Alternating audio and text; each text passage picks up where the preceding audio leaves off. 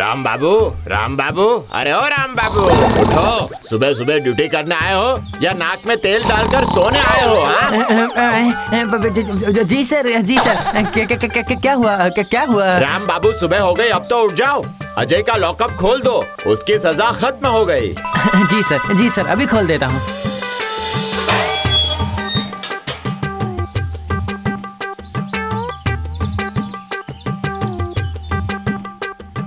अरे भाई अजय, अब तो जरा सुधर जाओ। अब लोगों के घर जाकर उनके मेहमान बनकर महीनों तक उनकी सेवा लेना बंद कर दो भाई। कुल मिलाकर 3 बार एक ही कारण से तुम्हें जेल हुई है। अब जरा सच्चाई की राह पर अच्छे काम करो। फिर से अगर झूठे मेहमान बनकर पकड़े गए तो फिर तुम्हें पूरी जिंदगी के लिए अंदर कर दूंगा, समझ गए? नहीं नहीं बड़े बाबू, अब ऐसा नहीं करूंगा। अब से मैं सच्चाई की राह पर चलकर रोजगार करूंगा। बिल्कुल, मुझे अच्छी सबक मिल चुकी है। तो फिर मैं अब चलूं? हाँ, मैं वो भी काम करके रोजगार करूं, फिर तो हो गया। अरे बाबा, लोगों के घर में पैर पर पैर चढ़ाकर बैठकर खाने का मजा ही अलग है। बाघ जैसे मांस का स्वाद नहीं भूलता, ये अजय वैसे ही आराम से बैठकर खाने का स्वाद नहीं भूल सकता। चलो, अब एक नया मुर्गा मतलब नया घर ढूंढना पड़ेगा। उसके बाद उनके घर जाकर दूर का रिश्तेदार बताकर कुछ और महीने बिता दूंगा। जीरे वाला चावल खाकर पेट की हालत खराब हो गई है। अरे वाह, ये घर तो काफी बड़ा है और देखकर ऐसा लग रहा है कि इस घर में इस छोटे लड़के के अलावा और कोई नहीं है। अच्छा बेवकूफ बनाया जा सकता है। कहते हैं शुभ काम में ज्यादा देर नहीं करनी चाहिए। यहाँ कुछ दिन बहुत मजे से बढ़िया खाना खा पाऊंगा। उफ, अभी से ही नर्म बकरे की मटन की खुशबू मेरी नाक में आने लगी है।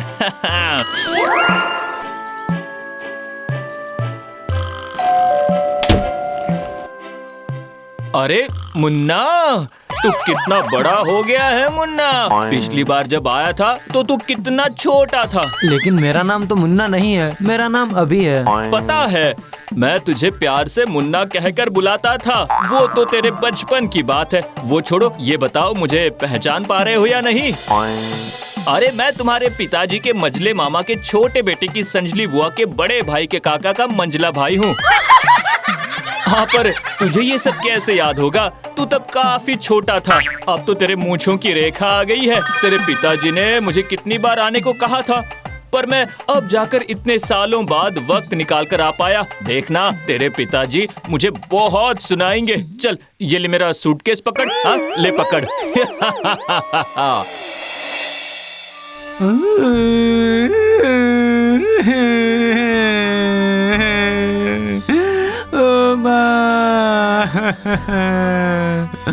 ओ पिताजी। क्या हुआ? तू रो क्यों रहा है?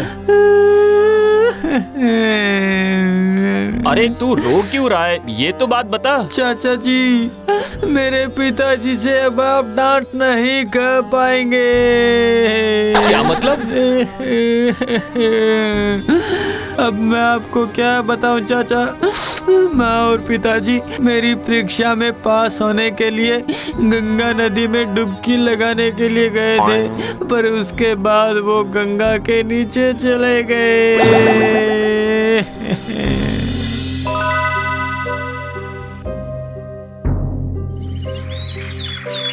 हाँ, अभी तूने पहले खबर क्यों नहीं दी बेटा?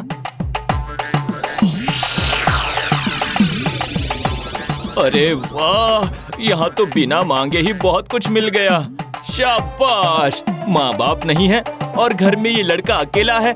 शुक्रिया ऊपर वाले, ऐसा घर मेरी किस्मत में लिखने के लिए। अब तो अपना चाचा बनकर महीनों तक बैठकर खाऊंगा। झिंगा लाला हूँ। अच्छा हुआ आप आ गए चाचा। इतने बड़े घर में मुझे अकेले बिल्कुल भी अच्छा नहीं लगता है। इस चाचा के रहते तू बिल्कुल फिक्र मत कर। अभी आज से मैं तेरी जिम्मेदारी लेता हूँ। जाओ जाओ बेटा, जरा चाय बना कर ले आओ तो। एक साथ चाय पीने से थोड़ा मन हल्का हो जाएगा। अब रो मत, रो मत।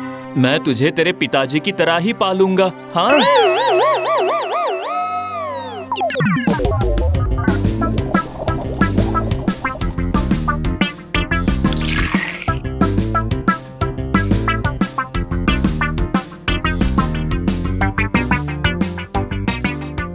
सच में रो रो कर और ना खाकर तूने अपना ये क्या हाल बना लिया है बेटा। नहीं नहीं, अब तेरी कोई बात नहीं सुनूंगा मैं। अब से तुझे पेट भर कर खाना होगा, समझा? जा हम दोनों के लिए नूडल्स बना ले।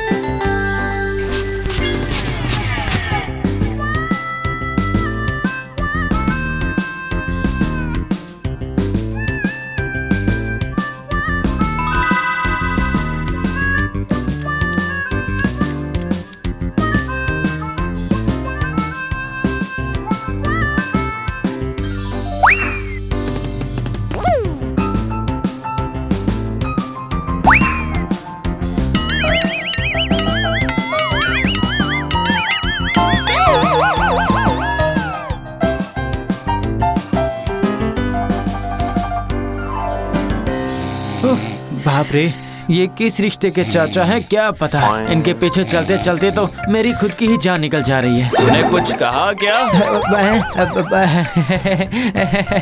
नहीं नहीं, लगता है कि आपने कोई सपना देखा है चाचा। अच्छा चलो, शाम को कुछ खाने को मिल ही गया, पर डिनर का क्या प्लान है? आप ही बताइए, क्या खाना चाहते हैं आप?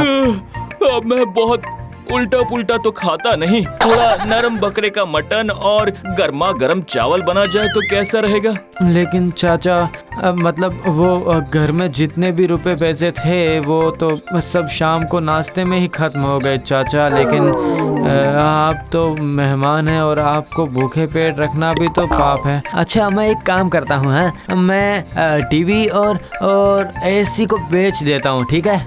तो कुछ रुपए हाथ में आ जाएंगे। कितना बेवकूफ लड़का है, इसे तो काफी दिनों तक बेवकूफ बनाकर खाया जा सकता है। घर की चीजें बेचेगा, ठीक है, तो तू वही कर। अच्छा चाचा, अब ये एसी और टीवी खोलने में मेरी थोड़ी हेल्प करेंगे? क्यों नहीं करूँगा, चलो चलो चलो।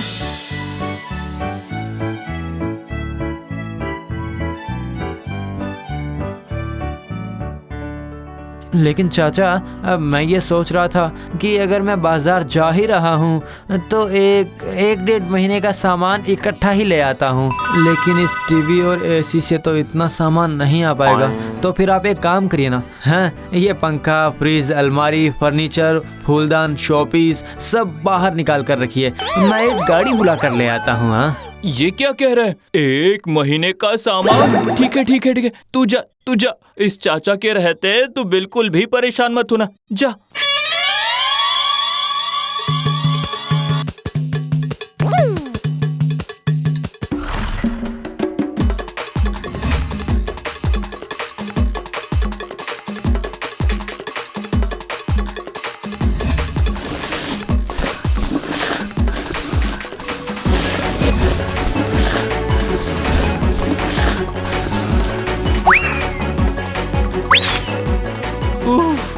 बाप रे, शाम को जो कुछ भी खाया था सब पच गया, पर इन सबको बेचकर ही तो अगले 1 महीने तक पेट भरा रहेगा।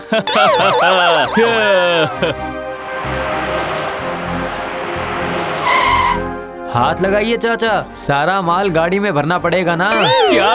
फिर से? हाँ, रुक जा, आता हूँ।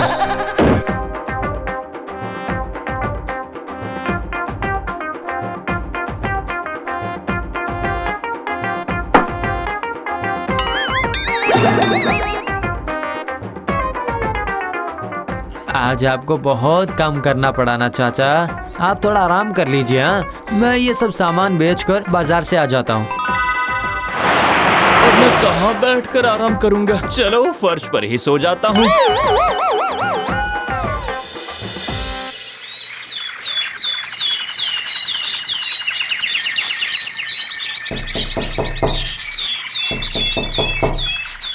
अब जाकर आया ये लड़का।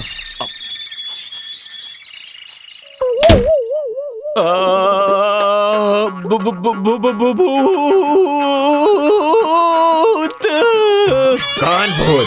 हम इस घर के मालिक हैं। आप कौन हैं? घर में कैसे घुसे? आप लोग तो गंगा नदी के अंदर चले गए थे ना, मतलब हाँ हाँ गए थे। हम गंगा नदी के नीचे जो मेट्रो बनी है ना उसे देखने गए थे, समझे? हाँ लेकिन तुम्हें कैसे पता चला? आपके बेटे ने ही बताया। बेटा, हमारी शादी को 20 साल हो गए पर अभी तक कोई औलाद नहीं हुई है। ये जरूर कोई चोर है। हाय हाय हाय हाय हाय, सही कहा। वो देखिए जरा, पूरा घर साफ कर डाला। चोर चोर, घर में चोर घुस आया है। यहाँ पर कोई है क्या? पुलिस को खबर पहुँचाओ। चोर चोर। मर गया अजय, जल्दी भाग भाग अजय।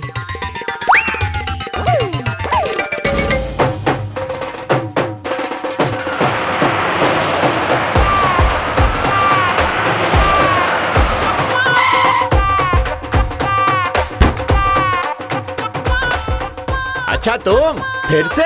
जानते हो, ये जाना माना मुजरिम अजय है। लोगों के घर जाकर झूठा मेहमान बनकर महीनों महीनों बिता देता है, उसके बाद चोरी करके भाग जाता है। 3 बार जेल जा चुका है।